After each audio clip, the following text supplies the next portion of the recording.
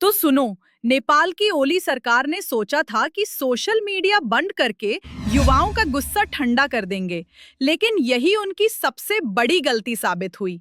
4 सितंबर को सरकार ने 26 social media platforms Facebook, Instagram, Reddit, x, Twitter, YouTube सब पर पूरी तरह प्रतिबंध लगा दिया। वजह बताई गई राष्ट्रीय सुरक्षा, लेकिन असली कारण था नेताओं का भ्रष्टाचार और भाई भतीजावाद, जिसे सोशल मीडिया पर खुलकर एक्सपोज किया जा रहा था।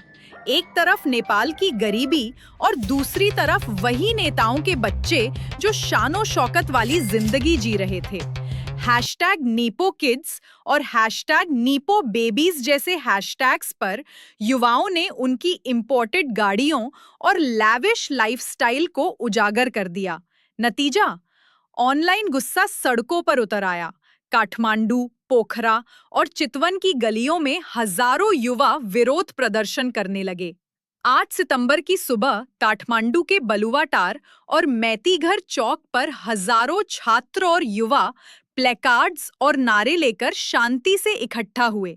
सब कुछ काबू में था जब तक रैली ब्रिजेश्वरी की तरफ नहीं बढ़ी।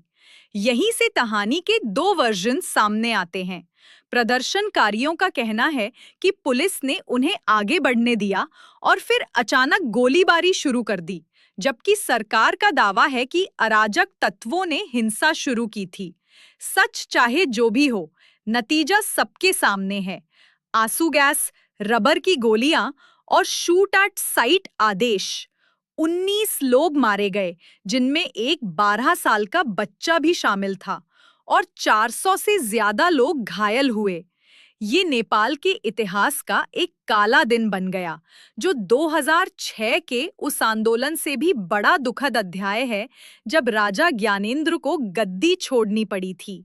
इस खून खराबे के बाद गुस्सा सीधा ओली सरकार पर टूट पड़ा।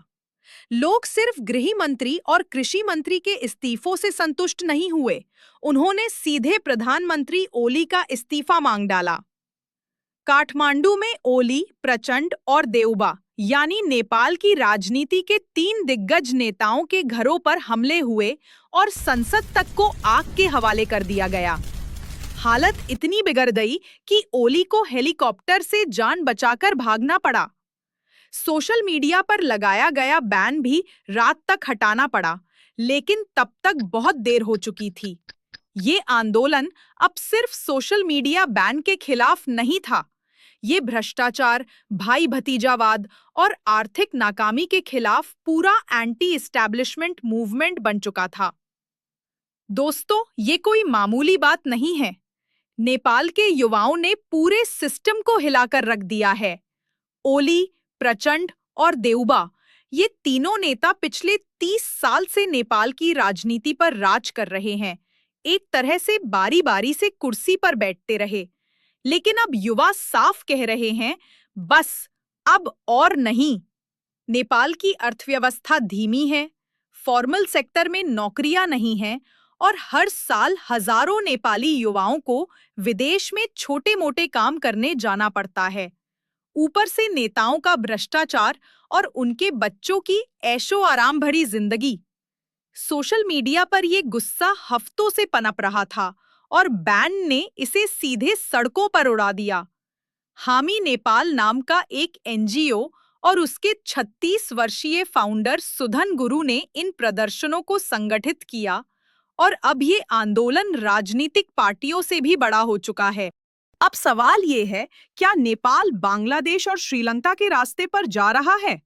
बांग्लादेश में भी स्टूडेंट प्रोटेस्ट्स ने शेख हसीना की सरकार को हिला दिया था, लेकिन वहां सरकार ने प्रदर्शनकारियों को राष्ट्र विरोधी और आतंकी कहकर और ज्यादा दमन किया।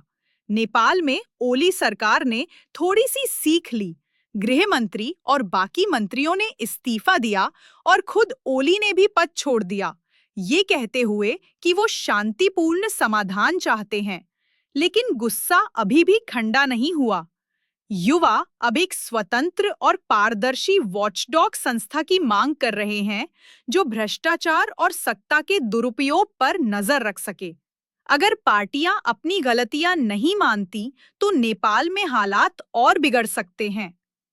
तो दोस्तों, ये था नेपाल के जेन ज़ेड क्रांति का पूरा विश्लेषण। अब आप बताइए, क्या आपको लगता है कि नेपाल के युवाओं का ये गुस्सा एक नई शुरुआत लेकर आएगा या फिर इससे और अराजकता फैलेगी? अपना जवाब कमेंट सेक्शन में जरूर लिखिए और जो सबसे मजबूत पॉइंट्स देंगे, उनकी कमेंट को मैं पिन कर दूंगी।